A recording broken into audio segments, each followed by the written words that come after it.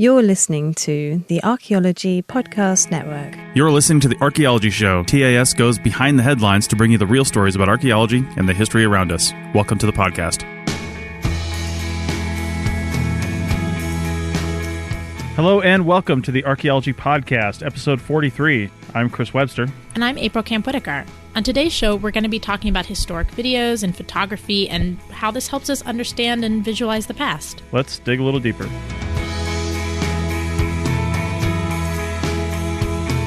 All right, welcome back to the show, everybody. Welcome, April. How's it going? It's going pretty well. It's starting to get hot here. Yeah, well, you live in Arizona. I'm surprised it wasn't starting to get hot there like in April or March. Well, it did, but then there's hot and then there's hot. Yeah. Phoenix True hot. story. So, True story. yeah, it's a whole different world. Right, and I hear the babies are active in the background when we were setting this up. Yes, my mother-in-law is in town. She's amazing, and she is watching them, and they are giving her lots of fun, as babies do.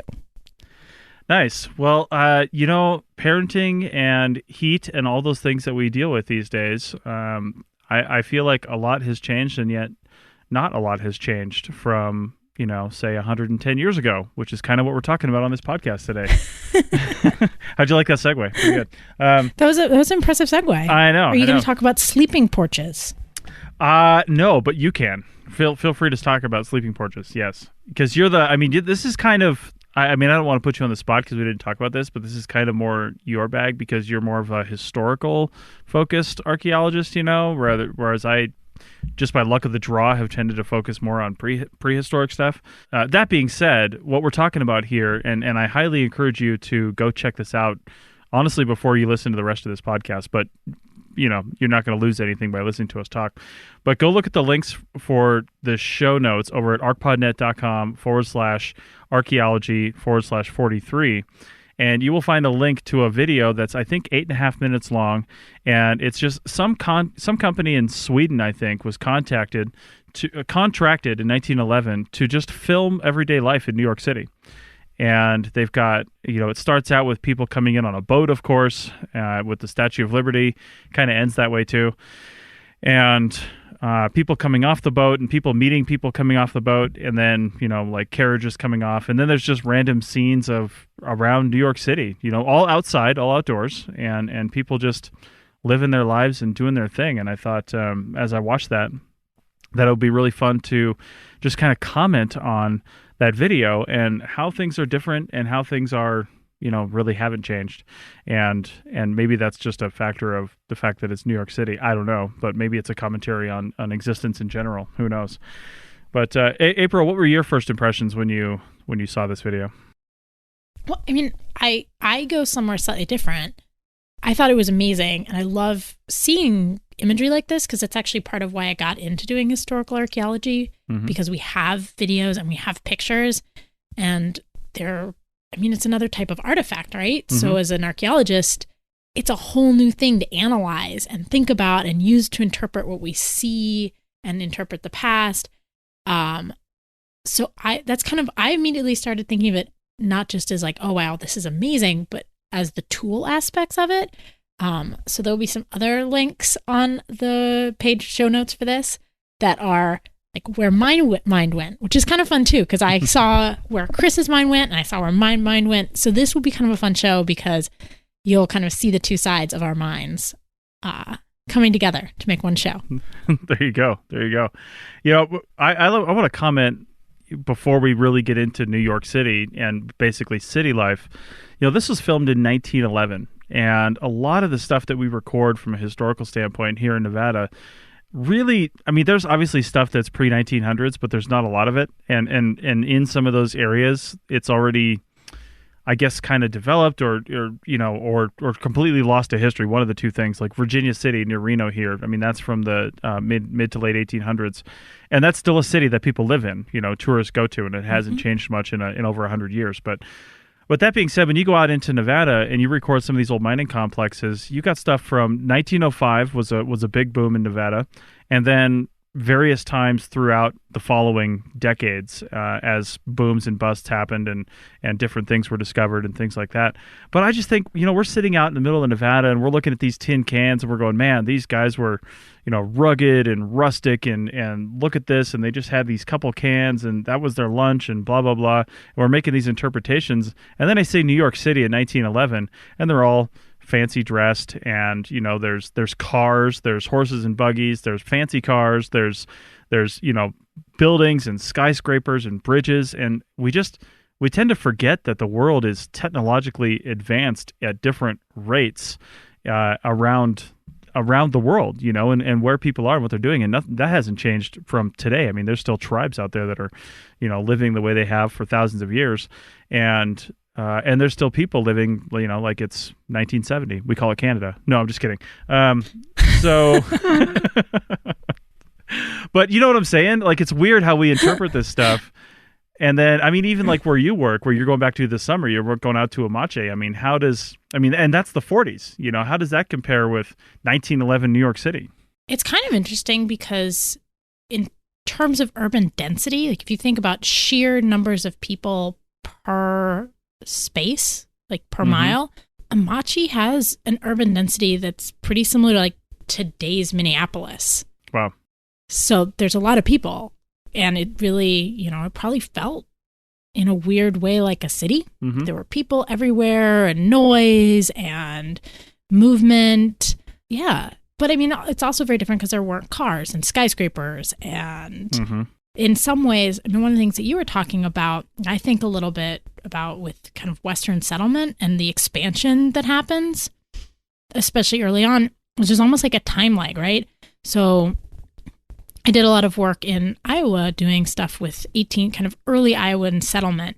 And what you realize is especially women are coming there, and they're coming from the East Coast, and they're leaving behind, gorgeous cast iron wood burning stoves and the latest and greatest technologies.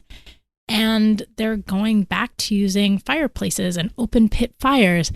And it's essentially as if we went back and were trying to live in the 1920s and losing our iPhones and having a rotary phone where there's like 6 numbers. Right. And our phone number is 72. Like that's essentially what's happening when you have this Western expansion is technology lags, but by about a generation or more. And I think Machi is a little bit like that, maybe, in that, it's certain things just aren't available, certain amenities, and you're being expected to live in really rough and rugged conditions that you're not used to. No. And speaking of getting used to things, that's one of the comments I made on a lot of stuff about the New York City video is, people were king in New York City in 1911 and before that. You know what I mean? Like, as far as the streets go. And that's one of the big takeaways I took, because all this is outside. Everything is outside. And while cars are starting to become a thing, and there's different types of cars, you saw some like kind of truck-ish looking things, and then the typical convertible. I don't even know if it's convertible. I didn't know if it had a top, but the old cars, like little roadster looking cars, things like that. But then lots of horses and buggies and things like that. But in all cases, it was more people on the streets than there were vehicles. And they were just used to having people on the streets and people all around, but they were not used to cars and horses and buggies. And one of the things that looked like to me was that they just honestly didn't care. Like, they're like, listen, I'm here and you're going to go around me. I mean, that's all there is to it. I was here first. I was here 20 years ago. You were not. Get out of my way, car. So I don't know. I mean, they were clearly set up for, I don't know if it was set up for cars. I don't know when they paved the streets in New York, but all the streets that I saw in that video were paved. And I don't know if that was from a health and sanitation standpoint. If what came first, the pavement or the car, I'm not really sure. But when the streets are paved, that obviously allows for more, landscape stability and less dirtiness in the streets and things like that. I get that. So I don't know what came first, paving or cars. But either way, the people, they just did everything in the streets, everything. I mean, just walking across. There's no crosswalks. There's no stop signs. There's no anything like that. They're just walking all over the place. That was really struck me as crazy and odd. But I don't know. Was there anything that really stood out for you, April, in that film? I'm trying to think. I mean, I just love looking at the things that people are wearing and thinking about how that compares to the way we dress today. Yeah. And how different bodies begin to look. I mean, especially if you think about things like women's bodies. Mm-hmm.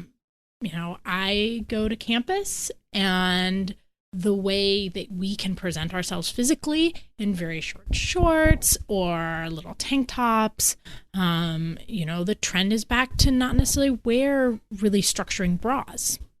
Yeah. But in 1911, you know, the woman's body was very controlled. You wore corsets, you wore garters, you wore like 6 layers of undergarment. Mm-hmm. And it creates such a different silhouette and such a different movement for people. I mean, and the same for men in many ways. Yeah. You know, like there weren't shorts and t-shirts. And, you know, every guy who's ever worn a suit knows that your movement ability, even in a suit, really changes. Yeah. Because of how it's structured and tailored. And so that's something I think about a lot, partly because I love clothing and historic clothing. Mm-hmm. But, you know, just thinking about how much just the act of donning a garment changes your engagement with the physical environment, too. Mm-hmm. You know, how do you navigate a street when you have skirts?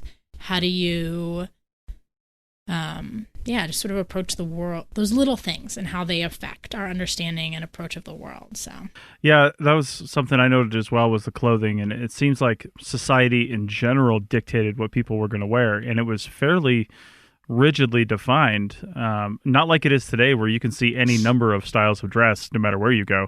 I just as a side note, Rachel and I had, my wife and I had, we had season tickets to the Broadway shows here in Reno for the year. And the first one we went to, I mean, I had never been to a musical or Broadway show before, anywhere. Like, I'd never been to one. And so the first one we went to, I can't even remember what the show was, but we dressed up nicely. You know, I wore a suit and she dressed up nice. Not a single show following that did we actually do that, because this is Reno and people were there in jeans. I mean, they weren't like, you know, shorts or anything, but people were there just like they just walked off the farm and decided to go see a Broadway show. You know, nobody was dressed in like I thought we were going to be underdressed. I expected, maybe I've seen Frasier too many times, but I expected to see people in like, you know, tuxedos in some cases. And I don't know why I thought that, but that was my perception of what the dress was going to be like. And so I was like, well, let's go middle of the road and I'll wear a suit, and she wore a nice dress. But it was just all over across the board. But back in 1911, you would have worn probably your best clothing to go to the show like that, to go to a theater like that, to go to a show. And, you know, like you said, April, the women were very strictly dressed in that video, you know, wearing very particular things, very definite style, but so were the men. And you could tell the men from men who looked like they were, you know, wealthy and well-to-do, all the way down to people who maybe weren't so well off, and children and boys. They're all wearing some kind of suit, some kind of multi-part suit that, you know, was in various states of, you know, repair and refinement, I guess, but still a suit, you know? So you basically had nice dresses and you had suits. That's it. And everybody wore a hat. Didn't matter who you were.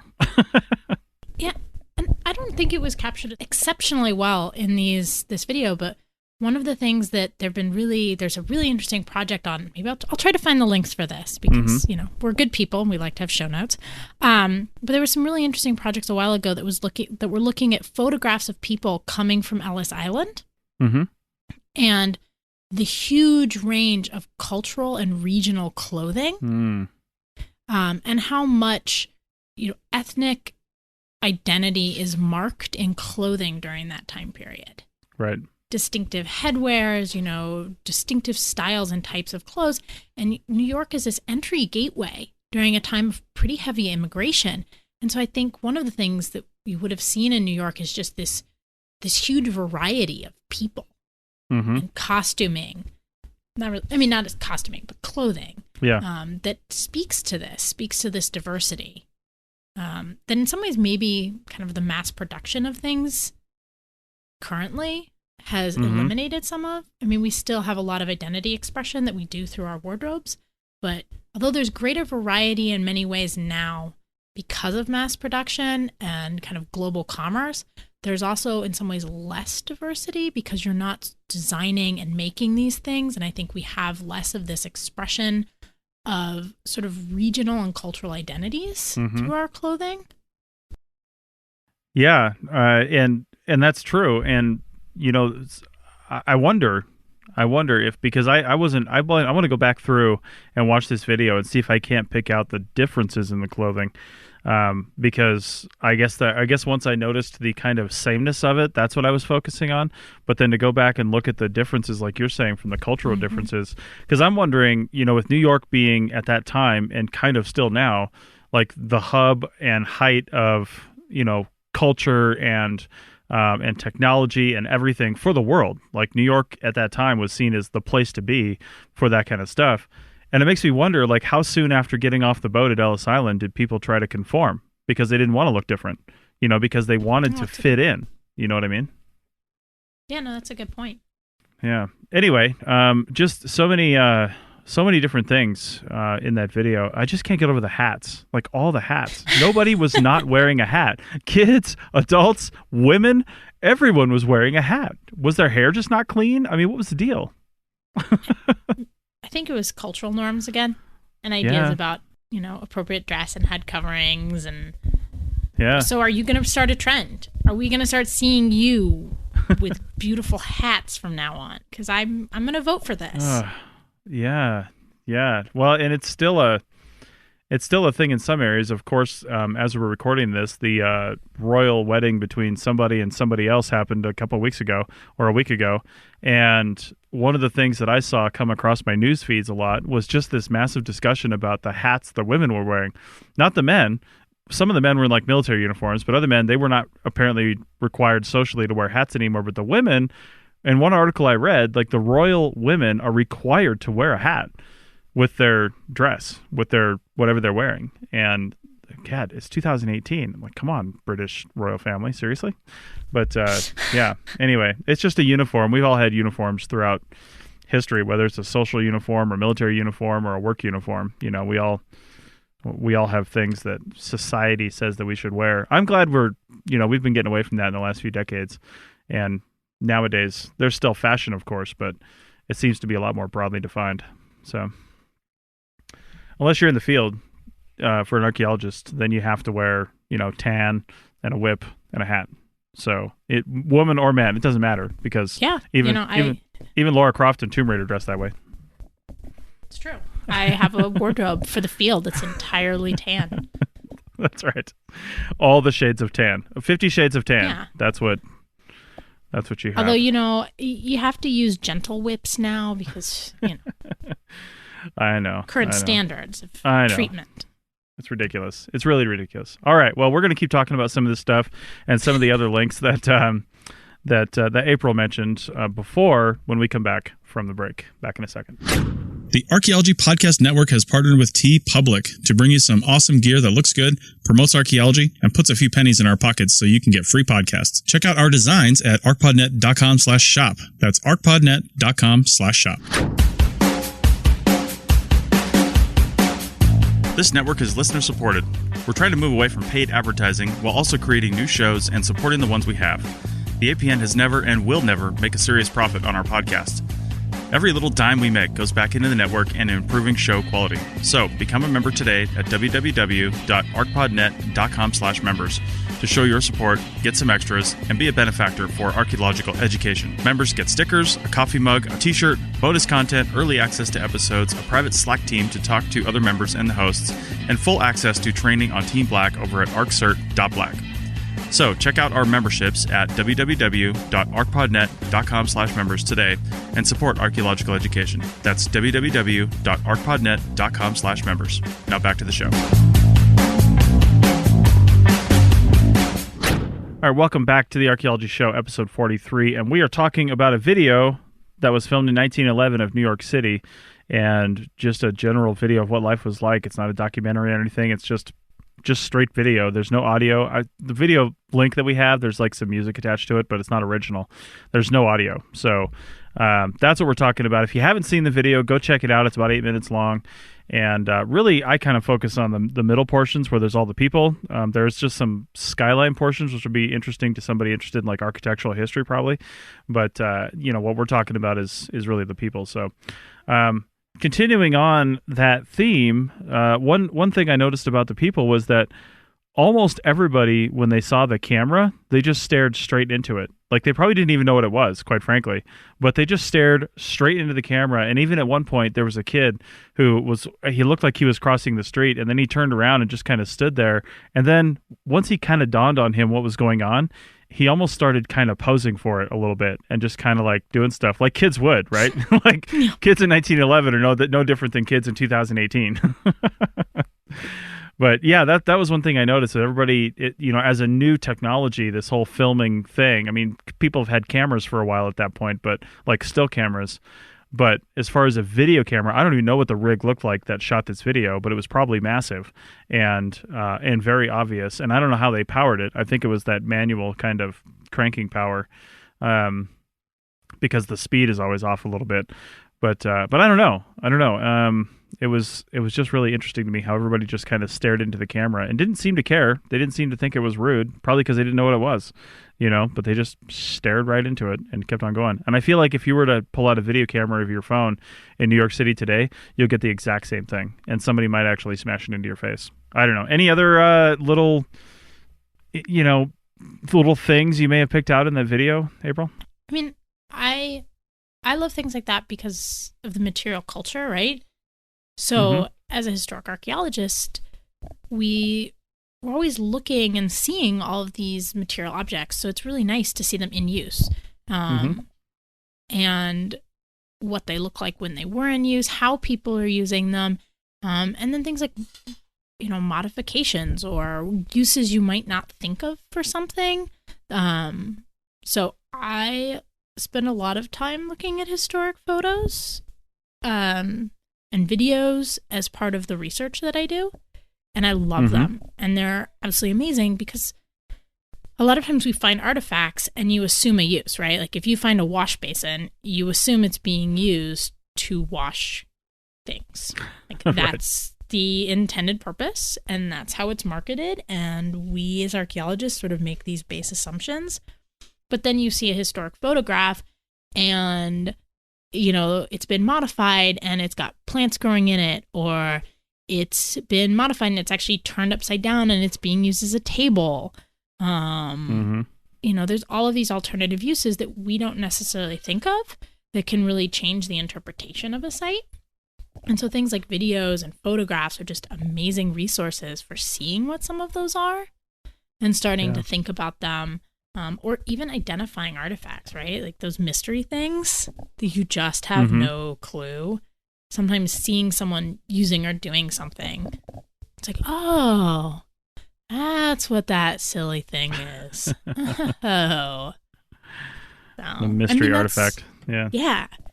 So I'm always looking at kind of what the actions of people, what are they touching? What are they using? What are they interacting with? That's a really good point. I did notice one like baby stroller kind of thing. And I don't know, when I think of 1911, I think of like the baby carriage kind of deal, like the baby's laying down in the carriage with like the thing. But no, this was just like a stroller. Like, if we'd had a closer look at it, you could tell that it was probably older, but honestly, from a distance, it looked like a stroller that people would use today. Maybe not one of those big crazy ones with the jogging wheels on it, but like a regular, push stroller that a lot of people have. Didn't look any different, but how much is that technology really going to change? Honestly, it's going to be made with better, safer materials probably, but functionally it just has to hold a kid. So, yeah. I can do a whole rant about that. I was going to say, you probably have a lot of thoughts on that subject.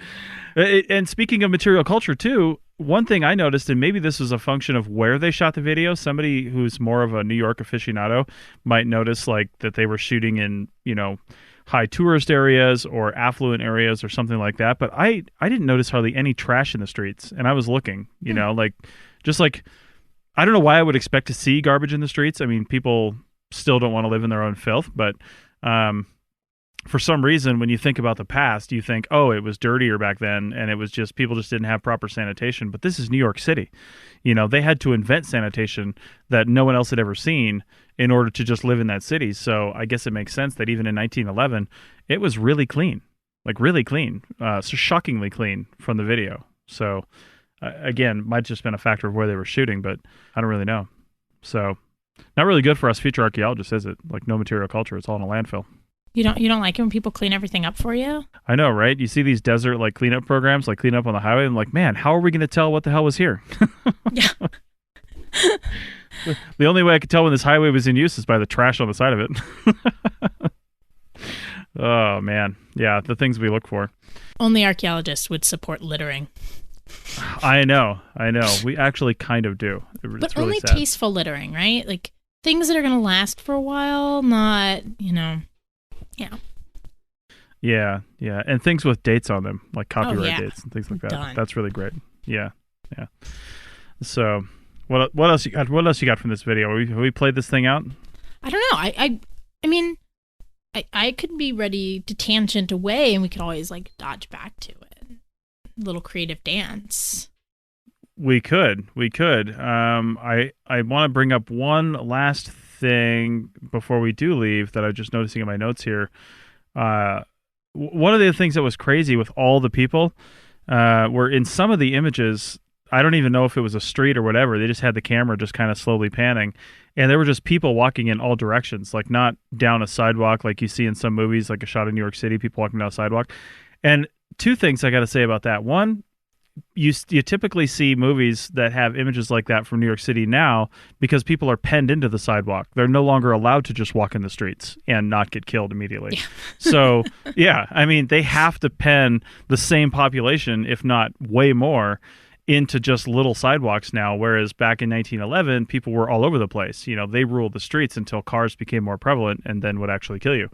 So, you know, one thing I noticed was people just walking in all directions, but also people just it didn't even look like they were really saying excuse me or really concerned with the fact that they just walked in front of somebody. It was just the way that it was done. It was like people were so comfortable being around so many people. It's just this it's almost like you imagine self-driving cars at a busy intersection. It's just this crazy, how are they not crashing kind of thing, and people just going all through and not really acknowledging each other as human beings. Just like, I'm just going right in front of you and I'm on about my business and I don't care and you don't care, and that's how we're doing it. That's just one of the things I noticed in just a very short section of that video. Is very interesting to me. I feel like it's kind of that way now, probably, in big cities. You know, there's very little, unless you're in a touristy area where people are like, oh, you know, not familiar with the cultural norms of just, I'm just going to walk in front of you and not care about it. You know, New York on a Saturday afternoon is probably a lot different than New York on a Monday morning. People are going to work. But anyway, I think that's one of the last big things I wanted to bring up. No, I think that's a really interesting point. Just those changes, those really fascinating structural changes that happen over time with kind of changings of technology and populations and just expectations for what's allowed and what is not allowed. I mean, and how do you really take those things into account as an archaeologist? I mean, I think that's one of the things we struggle with, is recreating these past dynamics and landscapes, because, you know, we use the present often to calibrate the past. I think especially the historical past. And so things like these videos and photographs, I mean, it's so neat to see them and use them and be able to create these reference points that aren't the present, that really are the actual, or a viewpoint on the historical past. I mean, obviously this 1 8-minute video doesn't really capture the whole reality, but it can give us like a touchstone of what this reality for people may or may not have actually been like, which I think is, I mean, that's something we don't get a chance to do very often. Right. And what makes historical archaeology so amazing. Yeah. But actually, when you posted this video and pitched this fabulous idea to me, one of the first places I went was all the rephotography that's been happening. So I'm sure you've seen this on your Facebook and all these other places where people post photos of historic scenes or of contemporary scenes, and then there's historic images sort of like ghostly or transparently layered on top of it. So it'll be like the modern street scene with like historic cars driving down it and people. I think one of the first ones I saw was the World War II photography in France, where it's modern French street scenes, but then they've got these like overlays of what it looked like during and after World War II. And that's kind of, I mean, that was one of the places that I went to when you kind of started talking about these videos. It's just the ability for us to start doing that. I mean, I think that's really a great visual tool to teach people about the past. Like all of these new digital and resources that we have, we're digitizing all this stuff and it's not locked up in archives, and we're finding new ways to make it accessible to people. So that's one of the things I've been thinking about a lot with this, is the resource that has suddenly become available to us through technology to share the past in a much more interactive way. And kind of how archaeology can start to fit into that and leverage this. Yeah, I think one of the first, I know yours is one of the first rephotography things you saw was, like you said, World War II. But I'm pretty sure one of the first ones I saw was like an old woman holding her half-naked son in a diaper who's like 50 now, recreating a picture from their kids. Because that's also popular on Facebook. Oh my gosh, that is. Yes. I think let's not think about that style, because that's a different approach. We're not saying it's not a valid way of recreating the past. Oh man! Although it is interesting, it's still interesting from a historical standpoint, like how they can, even recreating a photo from the 20 years ago might be difficult from clothing and environment. So, but yeah, you're totally right. I've thought heavily about, and I didn't even think of it as the rephotography trend, but you're exactly right. Using those images and then really creating. Once we are able to really create like a virtual environment from an aggregate of images from the past, and as two technologies are starting to sort of collide with us right now, one of those is augmented reality, where most of your high-end phones these days, so like the latest phones can do augmented reality really well, which means something layered on top of your current reality. So whether it's, some creature sitting on your desk or an entire different landscape, that you can see and move around in through the lens of your phone or tablet or something like that. And then once the whole glasses concept, which I think we're still really on the way to, could you imagine being able to walk around 1911 New York or 1850 Paris, and instead of seeing what you're seeing the past overlaid right on top of your vision, and you're walking through that past? I mean, we're all probably going to die and get hit by something, so we need self-driving cars to be more self-aware and not hit us while we're doing that. But because that self-driving Tesla is going to look like a horse and carriage to us as we're driving through there or walking through there. But either way, just being able to see any time in the past overlaid on your current vision, I think would just be amazing. I mean, just totally amazing. And some places are starting to do that. I mean, a lot of museums and cultural institutions, and some even like municipalities or cities have started to think of ways they can kind of combine GIS and their archives and their historic photos, and do things so that, they are creating apps that trigger different images based on where you, the viewer, are. Right. So you can enable this and be moving through the contemporary landscape or the modern landscape, and then see these historic images, or see places where you can tap and see historic images. Or, some places have done signage that sort of are like big plexis that have the historic image on them, and you can look through it and it kind of lines it up over, contemporary building or current buildings. And so I think people are really starting to embrace this and play with it and see all of the potential. Yeah. Which, I mean, one of the links that I threw up is for a map in England. It's London. And they've done this. They've created this really in-depth map where you can sort of zoom around different parts of London and click locations and see all of these historic photographs. And so they've spent, I think they said 2 years digitizing all of these images, getting them georeferenced and embedded in this map. Nice.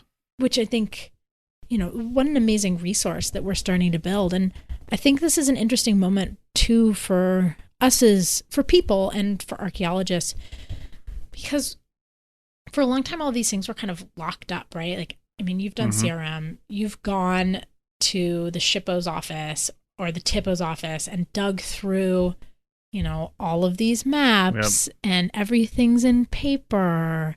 And you've gone to the state libraries and looked through their archives and used microfilm and things are locked in those forms in a way, right? They're really only accessible to a few people. You have to have specialized knowledge.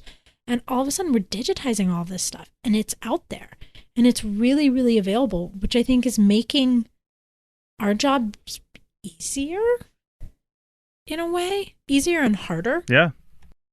Because we can access this stuff, right? Like you can be working an archaeological site and you can go online and start looking and finding pieces of these resources to start interpreting the site almost in real time. No, I mean, that's totally right. And it's just, it's interesting to me how much information we have, yet how much information we don't have, because, photography only goes back so far.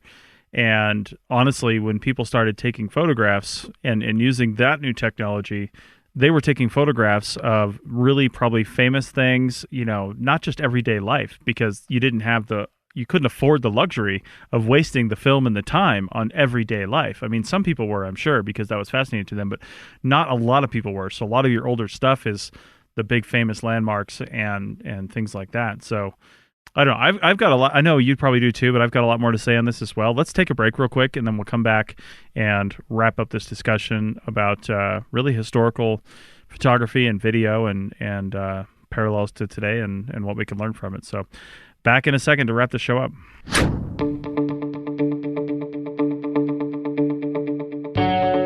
Hey, podcast fans and digital archaeologists. Have you heard about WildNote? It's a data collection app that works online or offline on your smartphone or tablet, iOS or Android. It allows you to collect field data easily, manage data efficiently, and generate data reports and site records effortlessly.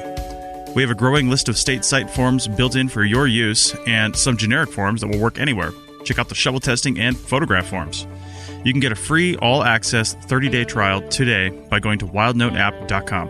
That's wildnoteapp.com for your free 30-day trial.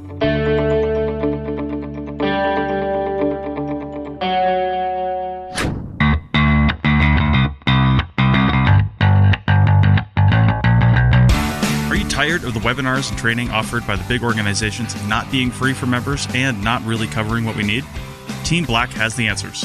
Check out arccert.black/main for our upcoming webinar schedule. All of our webinars happen once a month and seating is limited. Learn everything from field tech basics to drones to digital workflows. We have more classes coming online every month. Classes are always 1 hour and cost just $20. Classes like building a CV and getting a job are always free. That's right. We'll help you get a job, then we'll be here when you want to level up your skills. If you are a professional subscriber to the APN at arcpodnet.com/members, then you get all of Team Black's offerings for free as part of your membership. We have Team Black memberships coming that will give the same for the APN. So $20 a month gets you all the APN swag and extras, plus free training from Team Black. So check out arccert.black for more information and level up your skill set today. That's arccert.black. Now back to the show.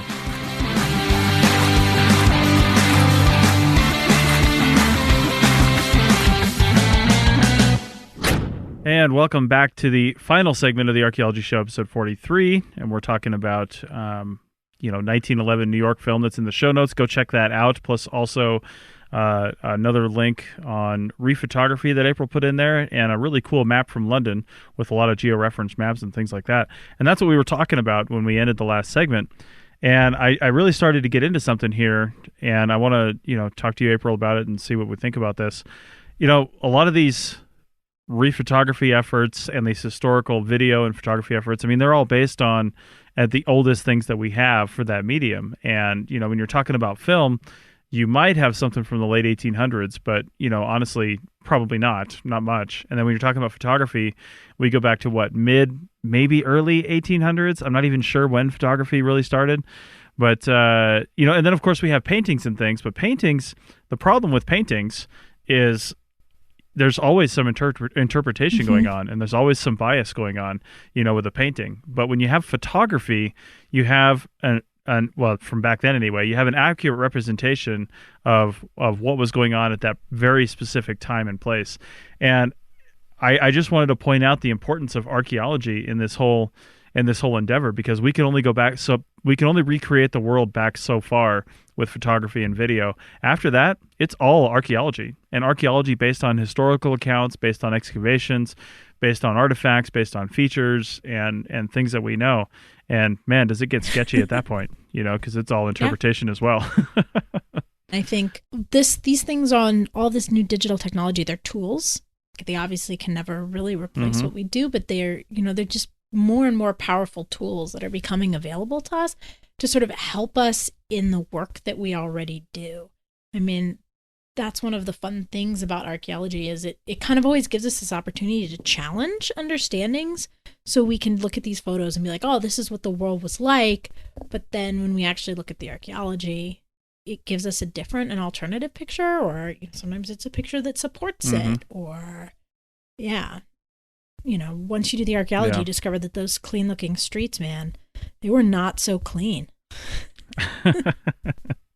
Right. Well, and the other thing we got to think about, like I mentioned in the first segment, you look at 1911 New York, and then I look at a 1911 mining site or old ranching site from, Nevada. Those are very, very, very different things. And from a technological standpoint, you might look at this, this Nevada site, and the only way that it's the early 1900s is because of the artifacts. You've got a maker's mark, or you've got something else, or technological, thing on a can or a bottle or something like that. And wow, they started doing that at this time, so I know this must date from this time on. And then you start narrowing it down. But I mean, honestly, the setting, if it weren't for the cans and stuff and the glass, I mean, it could be at any point in the past. I mean, it's just ridiculous how different it is. And the reason I'm mentioning this is because we always have these generalized preconceived notions of the past. Like, oh, if I were to say, what was life like 100 years ago?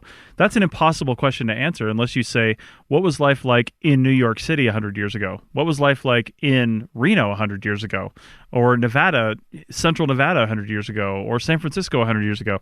Very different answers depending on what you say. And I mean, it's even different now. Life in Reno today is probably somewhat different than life in, Phoenix. Yeah, and I would argue that it gets more specific than that. I mean, if you say, what is life in Reno in this section of town versus that section of town, even that's going to change your answer. I mean, when we're looking at those videos of New York, you even kind of mentioned it. What areas of New York are these? Have they gone into 5 Points and some of the historic slum neighborhoods, or are they sticking to the nicer areas? And that, that gives us a really skewed perspective on what the past was like when we're relying on, documentary evidence. And these videos, I mean, they're great. And I think they're great in part because they allow a really wide audience to reach out and start touching the past and getting engaged with the past. But yeah, I mean, it's a narrow window. But I mean, you can argue that a 2x2 excavation unit is also a fairly narrow window into the past. So, I think that's our problem. We don't have these giant, broad windows into the past. I think everything, a historic map, it's just one glimpse, it's one perspective. The same with all of these images and videos.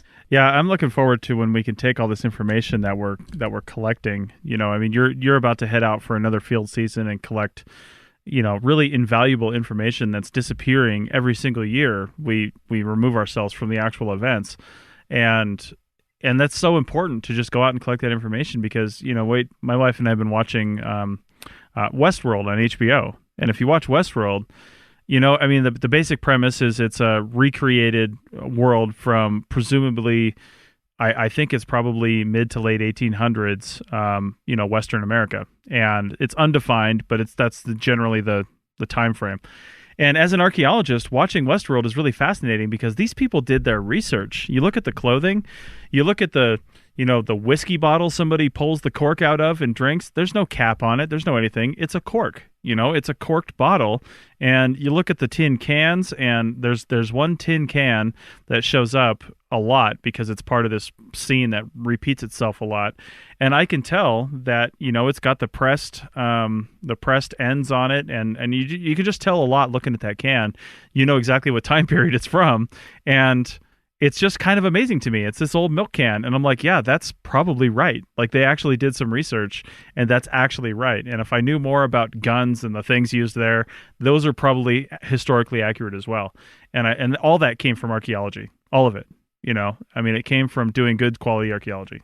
So what I'm hearing is you watch this really popular show, but you're partially analyzing all the veracity of all of the material cultural aspects being used. This is what I'm hearing. I mean, I'm not going to say that I didn't at one point think there's this one town that they always start in. Like when you go into this world as a tourist, you start in this town called Sweetwater. I haven't said I have had the thought in my head that I want to watch those scenes over and over again and kind of just like map it out archaeologically and maybe even fill out a site record and just see what that would look like. I'm not going to say that thought has not crossed my mind, but I haven't gone down that crazy path yet. I think that's a dangerous path. But, you know, I understand it because I think, like, I love looking at historic maps. This is one of the things that I started getting really interested in is just looking at these historic maps, especially Sanborn maps, like the fire insurance maps, where they show all of the buildings, but they also list what buildings were used for and going to those same neighborhoods. And, you know, looking at them now and trying to figure out which ones are still there. Like there is a house in my neighborhood that still has an Adobe garage. It's like its original Adobe garage, and I get like a ridiculous kick out of it. Phoenix also has the flood districts have a map where you can go through different time periods and you can zoom in on. They've taken all of the historic photos. They've historic aerial photos. They've linked them all together. So sewn them all together into a single unit and georeferenced it. So it's perfectly positioned and you can go to your neighborhood and then you can flip through years and you can watch buildings come and go. I may have spent. Awesome. There's a reason I haven't finished my dissertation yet, and I won't say that it's these, but that has contributed 1 or 2 days. So right, really fun though. But I mean, it's another great use of these, you know, these historic images, and it just happens that they have all of these aerial photos that they were able to do. Yeah. And it does suck sometimes your neighborhood, there's like a cloud over your house. Like, you know, but it's still, I mean, it's really interesting as a way to kind of understand the movement and growth of communities that you live in. The same with just georeferencing maps. I mean, I've been seeing some really cool things where they've been taking different historic maps and layering them so you can fade in and out too. So. Yeah, one way, you know, if people are interested in looking at more stuff like this, I know one real simple way you can look at maps through time in a certain area is just Google Earth. Yeah, well, you know, if you download Google Earth, not like I'm not sure if the online version does it or not, but if you download it, you can just click on the timeline and look at, you know, you can see the jumps. Usually it's tied to USGS maps where, you know, they did a new version in the, you know, early 2000s, and then there's the next one back is like 1982, you know, and then 1954. I mean, they don't redo these all the time, especially in more rural areas. You know, they only do them once every 20, 30 years. I think just Google Maps too, in the Street View, they do a little bit of that. And this is a supremely dorky story. So every 2 years I go do my research project and I drive up and I stay at my co-director's house for, you know, like 2 nights while we prep for going into the field. And the other time I just needed to make sure that the address that I had was correct. So I pulled it up on Google Maps, and lo and behold, the last time that the Google car drove past her house was 2 years ago, and my car was sitting in front of it. So my car is immortalized. It was nice. I felt very special, permanently embedded into the digital matrix and infrastructure for her house. So nice. There's my fragmentary moments in the historic record where it looks like I might have lived there, but nice. Yeah, I like looking at I've got a friend who lives in a relatively new neighborhood, and he's lived there since it was since the neighborhood was created 3 years ago, and when it was made, when they built up all those houses, you couldn't even find them on Google Earth or on maps or on Waze or on anything because their addresses didn't exist yet Right. in those frameworks. And now you go back, and I can tell where his car is, and I have a friend who lives on a street just one over from him, and I can see their car because they were the first ones in the neighborhood.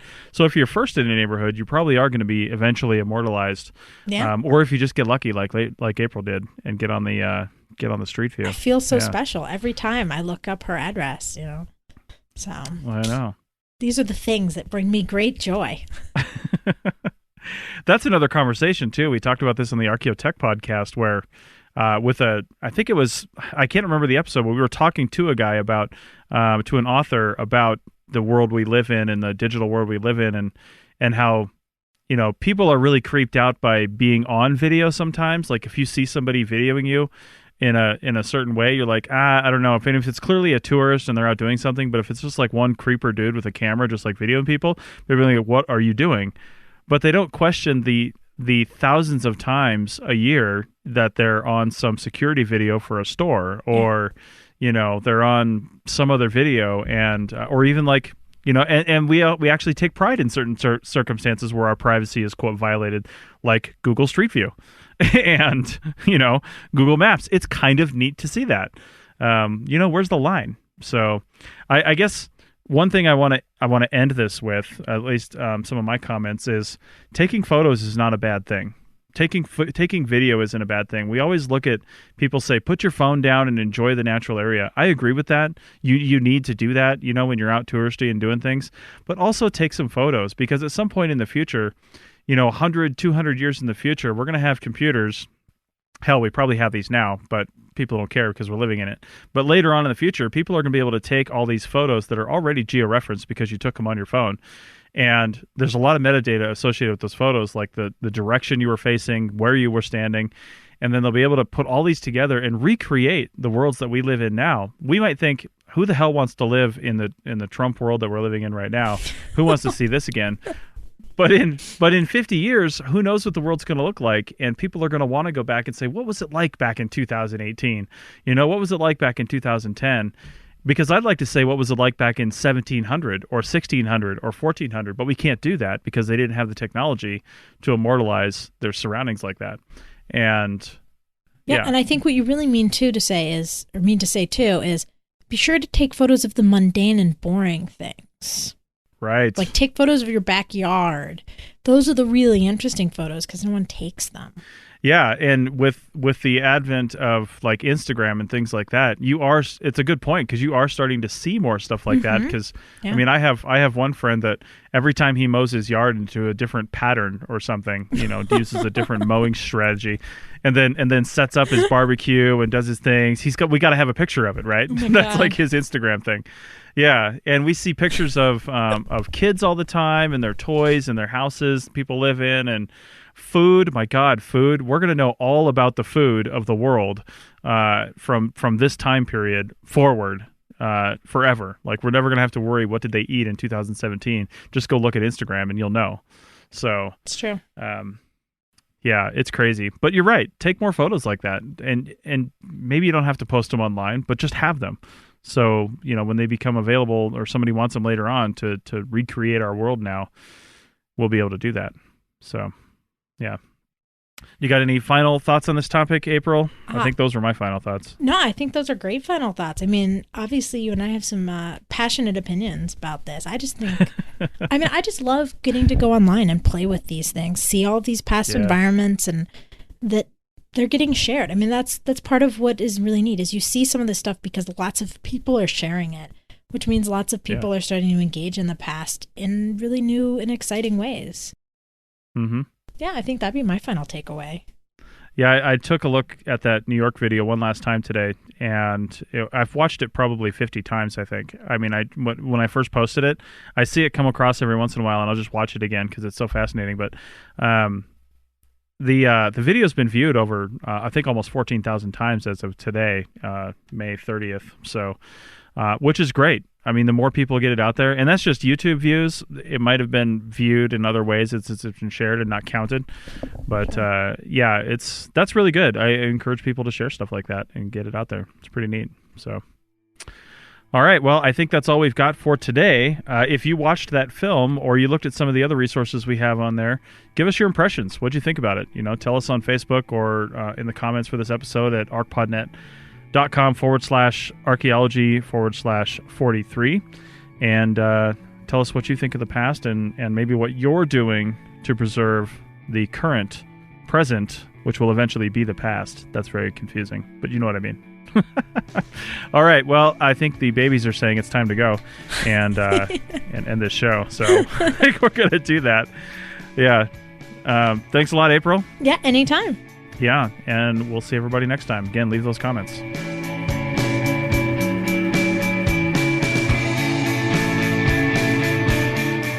Thanks for listening to the Archaeology Podcast. We hope you enjoyed it.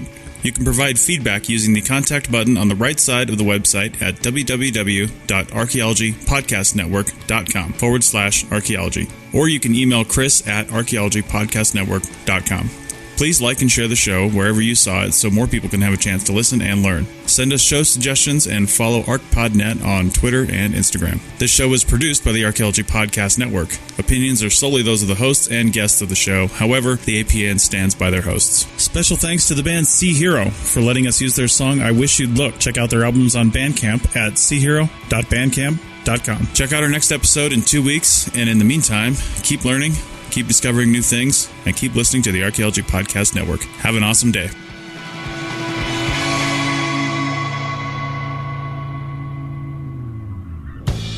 This show is produced and recorded by the Archaeology Podcast Network, Chris Webster and Tristan Boyle, in Reno, Nevada, at the Reno Collective. This has been a presentation of the Archaeology Podcast Network. Visit us on the web for show notes and other podcasts at www.arcpodnet.com. Contact us at chris@archaeologypodcastnetwork.com. Thanks again for listening to this episode and for supporting the Archaeology Podcast Network. If you want these shows to keep going, consider becoming a member for just $7.99 a month.